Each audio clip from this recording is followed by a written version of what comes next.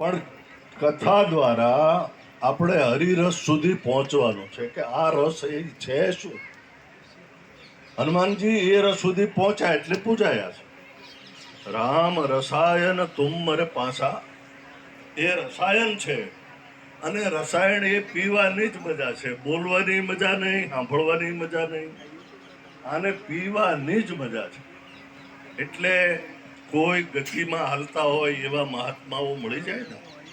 આ ભૂમિને એટલા માટે એક દાખલો યાદ કરીને પૂરું. મેં સાંભળેલો દાખલો છે. આ તખ્તેશ્વરની તળેટી મહારાજા તખ્તેશ્વરજી એમને યાદ કરવા જોઈએ.